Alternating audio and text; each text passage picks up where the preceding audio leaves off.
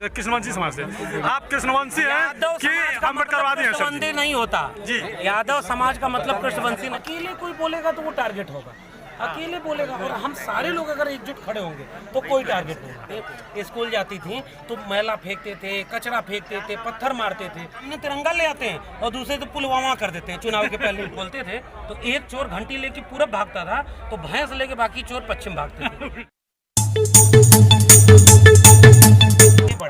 लोग तो बिक गए, लोग तो कमजोर हो गए, लोग तो टूट गए। मिशन मूवमेंट कमजोर हुआ क्या? हाँ, जो जिनसे लड़ना को एकजुट होता है तो नुकसान हमें बहुत होता है।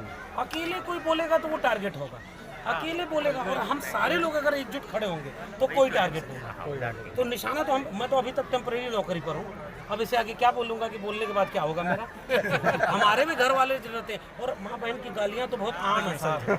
मुझे तो याद आता है सावित्रीबाई फूले जब घर से स्कूल जाती थी तो मैला फेंकते थे, कचरा फेंकते थे, पत्थर मारते थे।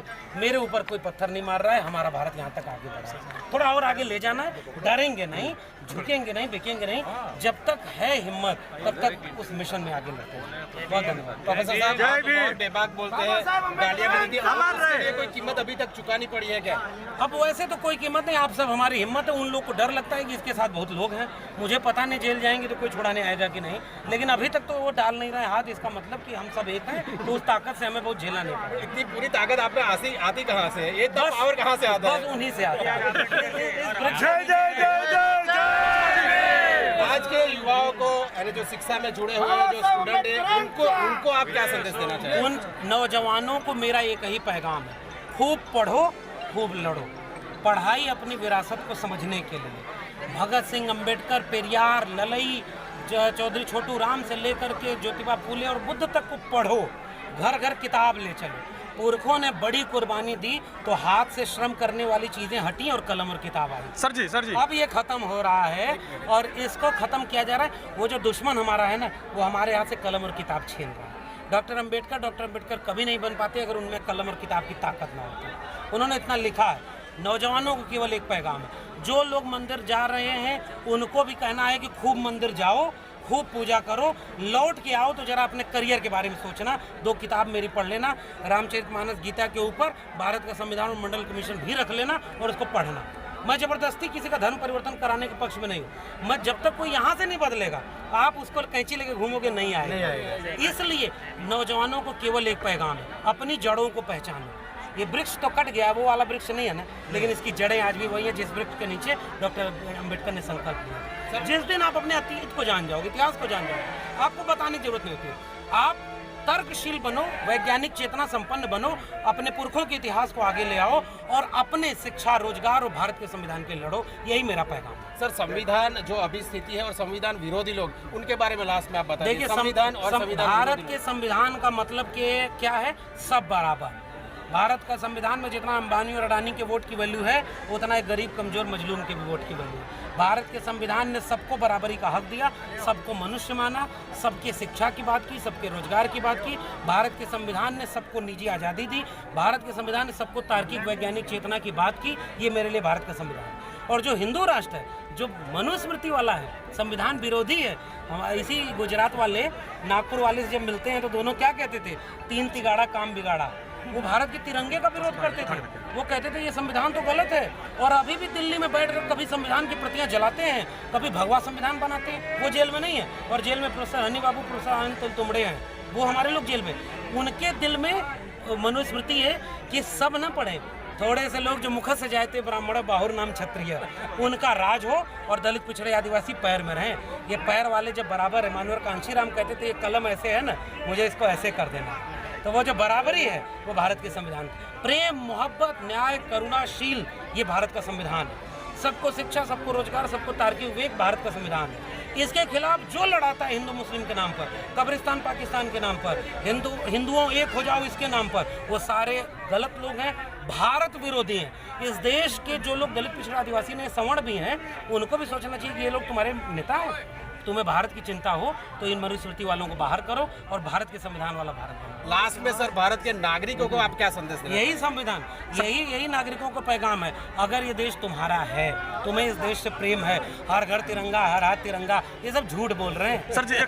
एक ये सारे झूठ बोल करके आपको भरमा रहे हैं। सामने तिरंगा ले आते हैं और दूसरे तो पुलवामा कर देते हैं चुनाव के पहले। भाई ये भी तो बोलूंगा। आपको कह रहे हैं कि हिंदू धर्म खतरे में है, रामलला हम आएंगे यहीं सोमनाथ मंदिर गुजरात से रथ यात्रा लेके निकल गया। एक आदमी मंडल के विरोध में आया, मंडल आंदोलन लागू हुआ तो इसके विरोध में कमंडल लेके चल गया और कहा कि हम रामलला हम आएंगे, मंदिर वहीं बनाएंगे। मंदिर बनवा लिया तो मस्जिद के नीचे शिवलिंग खोज रहे हैं। कौन सा भारत है भाई? तुम ये कौन सा भारत बना रहे हो? केवल मंदिर मस्जिद के नाम पर लड़ाओगे लोगों को। और कांवड़ ढोने ले जा। मेरे गांव में 15 साल पहले 15 लोग सरकारी नौकरी में थे, कांवड़ कोई लेके नहीं जाता। आज 15 साल बाद 15 लोग कांवड़ ढोने गए, सरकारी नौकरी वाले जीरो हो गए। ये कहाँ जा रहा है भारत? सब बिक गया है, शिक्षा रोजगार बिक गया है। वो जो होता था ना कि एक आखिरी किस्सा सुना रहा हूँ। मैं देखिए ओबीसी समाज से आता हूँ, पशुपालक जातियाँ भैंस पालते थे तो भैंस चोर रात में आते थे अंधेरे में और गले में घंटी भैंस के टांगी जाती थी, घंटी हिलती रहती थी तो घर वाले चैन से सोते थे कि भैंस सुरक्षित है। चोर आते थे और चोर जब चोरी करके भैंस खोलते थे तो एक चोर घंटी लेके पूरब भागता था तो भैंस लेके बाकी चोर पश्चिम भागते थे। रात के अंधेरे में घर वाले जागेंगे तो किधर भागेंगे? जिधर घंटी से आवाज आ रही है। अब घंटी वाले की तरफ भागते गए, अंत में जहाँ वो चोर घंटी फेंक के भाग गया, दौड़ते दौड़ते वहां गए तो क्या मिला? भैंस चोर चोरी। इस देश में ऐसे घंटी बजा करके आपको भरमाया जा रहा है हिंदू धर्म खतरे में। अरे भाजपा जब आती तभी हिंदू धर्म खतरे में क्यों आता है? इतने दिन मुगल राज किए, कभी हिंदू धर्म खतरे में, अंग्रेज राज के कभी खतरे में।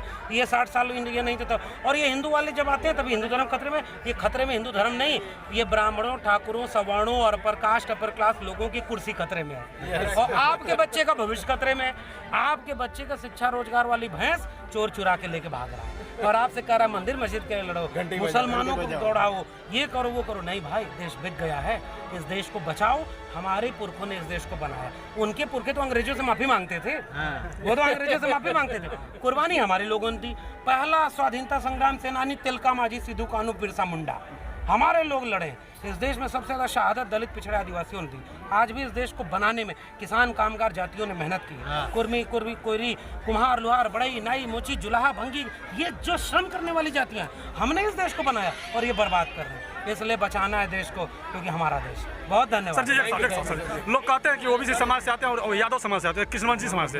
आप कृष्णवंशी हैं कि अम्बेडकरवादी हैं? कृष्णवंशी नहीं होता जी। यादव समाज का मतलब कृष्णवंशी नहीं होता। लोग कहते हैं कि जैसे हर जय भीम बोलने वाला अम्बेडकरवादी नहीं है। बहुत सारे बीजेपी के साथ मंत्री बने हैं, जय भीम बोलते हैं। पता ये नाम बोलूं क्या?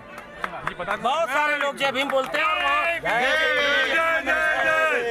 बात इसकी नहीं है कि कौन सी जाति आज गड़बड़ है।